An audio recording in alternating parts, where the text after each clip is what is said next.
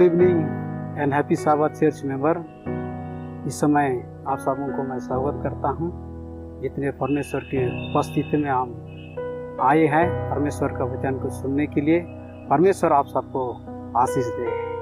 आइए वचन को पढ़ने के पहले हम दुआ करते हैं। महान स्वर्गीय पिता, इस समय हम तेरा धन्यवाद देने चाहते हैं प्रभु कि पूरी सप्ताह भर हम सबको आशीष दिया है, पूरी सप्ताह भर हमें संभाला प्रभु।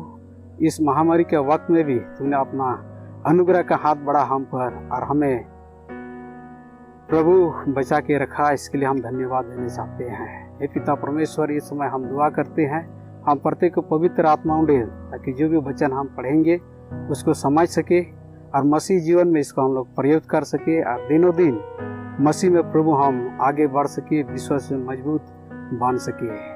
हमारे पापों को प्रभु तू क्षमा कर दे। इस छोटी प्रार्थना यीशु मसीह के नाम से मांगते हैं, स्वर में सुनना ग्रहण कर, आमीन। आइए हम बाइबल से देखते हैं कि यशायाह का पुस्तक उसका 41 का 10, यहाँ पर इस तरह हम पाते हैं कि मत डर क्योंकि तेरे संग हूँ, इधर उधर मत तक क्योंकि मैं तेरा परमेश्वर हूँ। मैं तुझे दृढ़ करूँगा और तेरे सहायता करूँगा, अपने धर्ममय दाहिने हाथ से मैं तुझे संभाल लूँगा।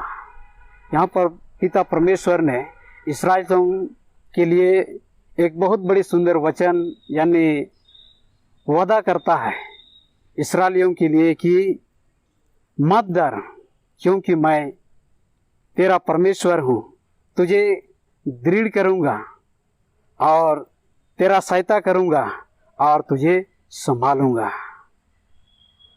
यहाँ पर हम पाते हैं कि जबकि इस्राएल सब जब मिस्र देश से निकला और जब मूसा उन सबको अगुवाई कर रहा था, रास्ता में विभिन्न प्रकार की घटनाओं से उन सबको तसल्ली दे रहा था ताकि रास्ते में जाने के वक्त वो लोग विश्वास में मजबूत बनाए रहा। जब हम पढ़ते हैं कि व्यस्त विवरण 2 का 7 में, उसमें यही लिखा गया है, सब तेरे काम में मैं आशीष देते आया हूँ और तेरा चलना फिरना को मैं जानता हूँ। और 40 साल तुझे रास्ता में जाते वक्त तुझे कुछ घटी नहीं हुआ कि इस इस्राएल सब जंगल यानी कनान देश के यात्रा के समय में परमेश्वर ने उनको वादा दिया था कि तेरा चलना फिरना को जानता हूँ। 40 वर्ष तक जब यात्रा कर रहे थे कि कनान देश की ओर, परमेश्वर ने उनको एक चीज का भी घटी होने नहीं दिया। इतना तक कि उनका कपड़ा लता जूते चप्पल भी ना फटा। पता नहीं यार उस समय के वक्त में ब्रांडेड कंपनी सब भी नहीं थे, कौन सा कंपनी का चप्पल जूता सब थे, लेकिन 40 वर्ष में भी उनका जूता भी नहीं फटा। क्या ही परमेश्वर इस्राएल सबको वादा दिया था, क्योंकि परमेश्वर जानता था उनका चलना और फिरना, उनका काम, और इसलिए परमेश्वर ने उनको पूरा 40 साल रास्ता में उनको आशीष दिया था। और इसलिए यशायाह का पुस्तक में हम पाते हैं कि डर मत, मैं तुझे संभालूंगा। और मेरा आज बोलने का यही शीर्षक है कि मत डर, मैं तुझे संभालूंगा। मूसा जब इस्राएल सबको अगुवाई कर रहा था और जब मूसा का मृत्यु हो गया, इसके बाद इस्राएल सबका अगुवाई करने के लिए जोशुआ को चुना गया। और जब जोशुआ को चुना तो जोशुआ ने अपना दिल में, मन में उनको बहुत घबराहट आया कि इतना संख्या, इतना इस्राएली सबको मैं कैसा अगुवाई करूं, कैसा इनको कनान देश के ओर ले चलूं। जोशुआ अपना दिल में, जीवन में बड़ी चिंता और चिंता से एक जगह बैठा हुआ था, क्योंकि उनका जीवन के लिए इस्राएल सबको अगुवाई करना बहुत बड़ा जिम्मेवारी का काम था, उनके लिए बहुत बोझ था। इसलिए जोशुआ जो है वो चिंता से भरा हुआ था। लेकिन परमेश्वर ने उनको बोला कि जोशुआ तो हिया बंद हो, इधर उधर मत तक, मैं तेरे संग हूँ। तेरे मार्ग में तुझको अगुवाई करूंगा।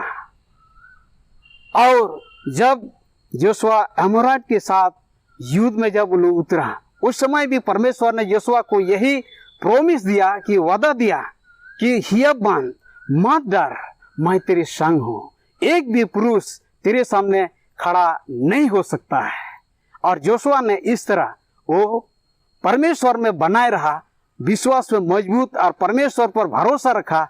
और योशुआ जब इस्राएल सबको अगुवाई के उस समय सफल हुआ,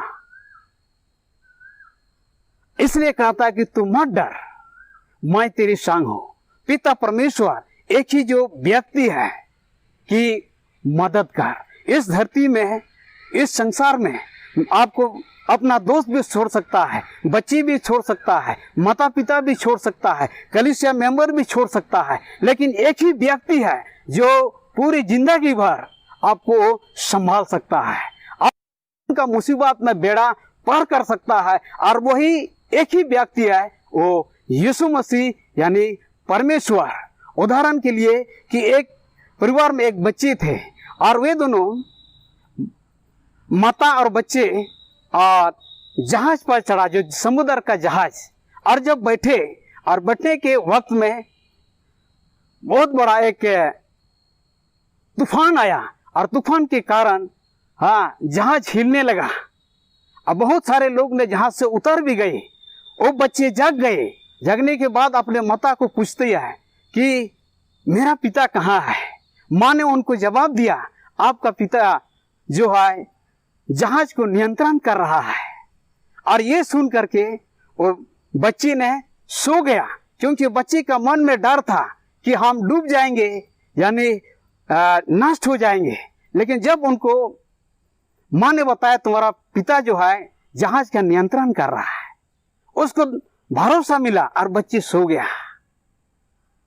क्योंकि वो पिता है, वो जहाज चला रहा है, इसलिए उनका जीवन में डर नहीं रहा। आज भी हमारा जो जीवन है, जो जहाज का जीवन है, हमारा जीवन हम किस पर सौंप दिए हैं, पिता परमेश्वर पर या किसी और पर। अगर पिता परमेश्वर है पर हमारा जहाज का जीवन सौंप दिए हैं, तो हमें चाहे मंडली को डरने की कोई आवश्यकता नहीं है, क्योंकि परमेश्वर हमारी शक्ति है। साल में 365 दिन होते हैं, लेकिन बाइबल में हम वचन पाते हैं कि मत डर 366 बार लिखा गया है। और इन सार लिप ईयर है जो 366 दिन है। रोज दिन सुबह उठ करके परमेश्वर आपसे और मुझसे कह रहा है कि मत डर, मैं तुझे संभालूंगा, तेरा मार्ग को मैं सीधा निकालूंगा। प्रभु यीशु मसीह एक वादा देता है, जैसे भजन संहिता 103 का 13 में कहते हैं कि पिता परमेश्वर, चाहे पिता अपने बच्चे को दया दिखाता है, वैसे ही पिता परमेश्वर कलीसिया को दया दिखाता है और संभालता है। हम पाते हैं कि भजन संहिता 103 उसका 3 से लेकर के 4 तक कि धन्य है प्रभु, अधर्म को क्षमा करता है, रोगियों को चंगा करता है, नाश होने से बचाता है। जीवन को नाश होने से प्रभु यीशु मसीह बचाता है। वही एक ही यीशु मसीह है कि पूरा जिंदगी भर नाश होने से बचाता है, पाप से मुक्त दिलाता है, रोगों से चंगा कर सकता है। एक ही व्यक्ति है जो यीशु मसीह है। जब हम यीशु मसीह के पास भरोसा के साथ आते हैं तो हम उस मृत्यु के डर से हम बच जाते हैं। बीमारी एक मृत्यु की ओर ले जाता है और इस बीमारी से बहुत सारे लोग डरते हैं। तो इससे परमेश्वर क्या है, बचाता है। एक वादा देता है कि धन्य है वो प्रभु जो अधर्म को क्षमा करता है, रोगी को चंगा करता है। उदाहरण तौर के लिए हम कहेंगे, एक व्यापारी था, बिजनेसमैन, और बिजनेस करते गया और उसने बहुत पैसा कमाया और बाद में वो धीरे धीरे करके प्रभु उसका देवता से वो दूर होने चला गया। बाद में उसका बहुत घाटा हो गया उन इनकम नहीं रहा। इनकम नहीं होने के कारण उनका दिमाग में बोझ पड़ गया, और क्या करें, अपने बच्चे भी, अपना परिवार उनको छोड़ दिया, और वो पागल की तरह रास्ता में चलने लगा। और चलते चलते ना वो ठीक तरह से खा रहा है, ना पानी पी रहा है, वो चिंता से दब गया, और रास्ते पर चलते चलते वो रास्ते पर गिर गया। और गिरने के बाद वो बेहोश पड़ा। बेहोश पड़ने के बाद लोग उनको देखा, और देख के उनको हॉस्पिटल ले गया, क्रिश्चियन हॉस्पिटल ले गया, उनको इलाज किया। इलाज करने बाद उनका होश आ गया। होश आने के बाद एक गाना सुनता है कि एक ही व्यक्ति है जो आपको अधर्म को क्षमा कर सकता है, रोगी से आपको चंगा कर सकता है। एक ही व्यक्ति है जो दुनिया में सारे लोग आपको छोड़ सकता है, लेकिन एक ही व्यक्ति है आपको छोड़ नहीं सकता है, आपको आशीष दे सकता है, आप पर वो दया कर सकता है, और वो है यीशु मसीह। और जब इस व्यक्ति ने इस गाना को सुना, और सुन करके उनका मन, उनका दिल जो है पिघल गया। अब बोलता वो कौन व्यक्ति है कि मेरा अधर्म को क्षमा कर सकता है, कौन व्यक्ति है मुझको रोगी से मुक्त कर सकता है, चंगा कर सकता है। और उसने बोला मुझे दिखाओ, और उनको यीशु मसीह का समाचार जब उनको सुनाई दिया और उनको बताया गया, उसने पाप से अपना मन फिराया। और जब मन फिराया और उनके लिए प्रार्थना किया गया, उसने प्रभु यीशु मसीह पर भरोसा किया, और धीरे धीरे करके वो बीमारी जो है चंगा हो गया, हिस्ट हो गया। परमेश्वर ने उनको तंदुरुस्त श्वास दिया, परमेश्वर ने उनको आशीष दिया, परमेश्वर ने उनको उनका जीवन को बदल दिया। आज वो परमेश्वर का राह में चल रहा है। परमेश्वर का प्रेम, परमेश्वर का आशीष वो अपना जीवन में आज वो महसूस कर रहा है। इसलिए प्यारे भाई और बहनों, आज एक ही परमेश्वर का पुत्र ही हमें क्षमा कर सकता है। परमेश्वर का पुत्र ही आज हमें, चाहे शारीरिक रोग हो, चाहे आत्मिक रोग हो, चाहे शरीर का रोग हो, परमेश्वर हमें बचा सकता है। उसके अलावा हमें और कोई बचा नहीं सकता है। इसलिए प्यारे भाई और बहनों, आज हमें प्रभु यीशु मसीह के पास हमें आना है। दाऊद कहता है 68 का 19 में कि धन्य है प्रभु जो प्रतिदिन का बोझ उठाता है और मृत्यु से बचाता है। वही है एक परमेश्वर उद्धार करने वाला। प्यारे विश्वासी भाई और बहन, प्रभु यीशु मसीह आज सांत्वना वचन दे रहा है मंडली का चर्च मेंबर को कि धन्य है प्रभु जो दिन प्रतिदिन का बोझ उठाता है। एक ही परमेश्वर, एक ही यीशु मसीह जो दिन प्रतिदिन का बोझ उठाता है। आज इस दुनिया में हम रहते हैं, विभिन्न प्रकार का बोझ हर इंसान में रहता है।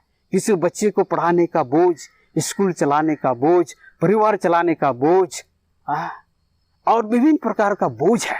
हर जिंदगी में ये आते रहता है हर मनुष्य के पास। लेकिन एक ही यीशु मसीह है, बोलता है कि यीशु मसीह दिन प्रतिदिन का बोझ वो उठाए ले चलता है। क्या ही धन्य परमेश्वर है कि मनुष्य का बोझ को उठाता है। किसी के पास कार्य से दबे हुए बोझ है। फिर उदाहरण के लिए हम कहें कि रूस एक सेना, उसने कर्ज लिया था और इस कर्ज से उसने दबा हुआ था, बोझ से दबा हुआ। और एक दिन उस अपना तंबू में जा करके वो बैठा और उसने लिखने लगा कि कौन है कि मेरा कर्ज को चुका सकता है। बड़ी चिंता जाना की बात के साथ उसने तंबू में बैठा और लिखा। लेकिन रूस देश के प्रधानमंत्री उधर से जब तंबू की ओर से जा रहा था, उसने देखा कि व्यक्ति उदास चेहरे के साथ बैठा हुआ। वहां पहुंचा और पूछा, भाई आप क्यों उदास के साथ बैठा है? उसने जो लिखा था, कौन मेरा कर्ज को माफ कर सकता है? उसने पढ़ा, रूस का मिनिस्टर ने पढ़ा और उसने ये लिखा और साइन भी किया और पेपर में लिखा कि मैं तेरा कार्य को माफ कर सकता हूं। पिता परमेश्वर ने इस मंत्री के जरिए से इस व्यक्ति के पास दया और आशीष दिखाया। इतना तक कि इस व्यक्ति ने आत्महत्या करने का निर्णय भी लिया था, लेकिन पिता परमेश्वर ने प्रत्येक दिन का जो बोझ से दबे हुए थे उससे निकाल गया। इसलिए प्यारे भाई और बहनों, मैं यही आज मंडली को सांत्वना का वचन में देना चाहता हूं कि आज पृथ्वी में विभिन्न प्रकार का संकट हो, जीवन में विभिन्न प्रकार का भय, विभिन्न प्रकार का चिंता, विभिन्न प्रकार का बोझ, लेकिन इस धरती में रहते हुए सब हमें छोड़ सकता है, लेकिन यीशु मसीह वो कभी नहीं हो सकता है, कभी छोड़ नहीं सकता है। उनका प्रेम, उनका दया, उनका अनुग्रह, उनका आशीष हम पर सदा और सदा के लिए हमारे पर बना रहता है। और इसीलिए ही यीशु मसीह इस दुनिया में आया, ताकि हम उस पाप से, उस बोझ से हम मुक्ति पाए। इसलिए प्यारे भाई और बहनों, अंतिम में यही कहना चाहता हूं कि आइए हम प्रभु के पास आए, आइए हम ना डरे, हम प्रभु पर भरोसा रखें, विश्वास के साथ उनके पास आए तो प्रभु हमारा समस्या को हल कर सकता है। क्योंकि परमेश्वर के पास बहुत सारे रास्ता है इस समस्या से निकालने के लिए, समस्या को हल करने के लिए। परमेश्वर आप सबों को आशीष दे। आखिरी में हम प्रार्थना करते हैं। महान स्वर्गीय पिता जो स्वर्ग में है, इस समय हम धन्यवाद देने चाहते हैं। हे पिता परमेश्वर, हम सबको आशीष दिया है कि आज तक हम जीवित हैं। हम सबको प्रभु जीने के लिए वक्त में हमें सब कुछ दिया है जो हमारा शरीर का जरूरत चीज़ है। हम धन्यवाद देने चाहते हैं इस कोरोना वायरस के समय में, महामारी के समय में तूने स्वर्ग से, पवित्र स्थान से अपना अनुग्रह का हाथ बढ़ाया है और आज तक प्रभु हमें संभाला है। हमें कुछ चीज़ के डर नहीं। हे पिता परमेश्वर, दिन के साथ तेरे पास हम आते हैं। हम सबको पिता परमेश्वर विभिन्न प्रकार की बीमारी, शारीरिक बीमारी, आत्मिक बीमारी से प्रभु हमें चंगाईपन दे। हे पिता परमेश्वर, अंतिम समय आ पहुंचा है, तेरे आना बहुत ही निकट है। हम सबको पवित्र आत्मा दे, आत्मा के द्वारा अगुवाई करना, ताकि प्रभु हम इस पापी दुनिया में रहते हुए हमारे आंखों के सामने बुरी बुरी चीज़ है, इस चीज़ों से हम दूर रहे और पिता परमेश्वर मन फिराए और स्वर्गराज के लिए प्रभु हमें तैयारी करना। हम अपने पापों, अपने गलतियों को प्रभु हम स्वीकार करते हैं, हमारे पापों को क्षमा कर। हे पिता परमेश्वर, दुनिया में जितने भी लोग आज पीड़ित हैं ये महामारी से, उनके लिए दुआ करते हैं।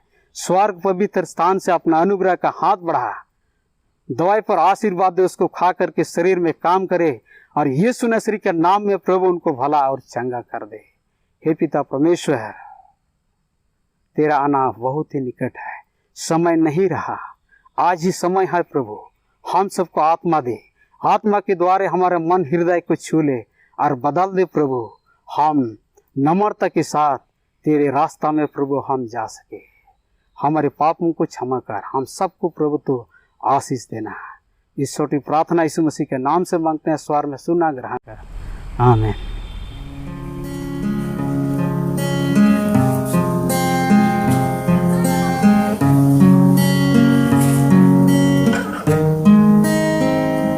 धन्यवाद के साथ स्तुति गाऊंगा, है यीशु मेरे खुदा। उपकार तेरे बेशुमार, कोटि कोटि स्तुति धन्यवाद। धन्यवाद के साथ स्तुति गाऊंगा, है यीशु मेरे खुदा। उपकार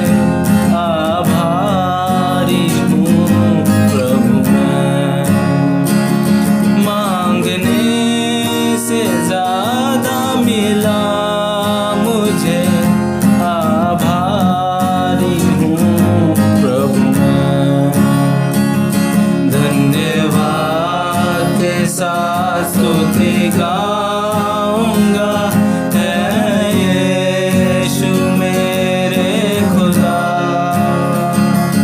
उपकार तेरे हैं बेशुमार, कोटि कोटि स्तुति धन्यवाद। तू है सच्चा जिंदा खुदा, तुझ पर ही भरोसा मेरा।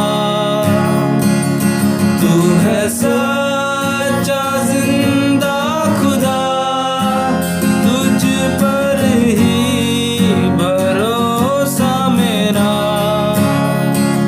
सेवा पूरी करके पाऊं इनाम, प्रभु ऐसा दो वरदान। सेवा पूरी करके पाऊं इनाम, प्रभु ऐसा दो वरदान। धन्यवाद के साथ स्तुति गाऊंगा, है यीशु मेरे खुदा। उपकार तेरे हैं बेशुमार, कोटि कोटि स्तुति धन्यवाद। कोटि कोटि स्तुति धन्यवाद, कोटि कोटि स्तुति धन्यवाद।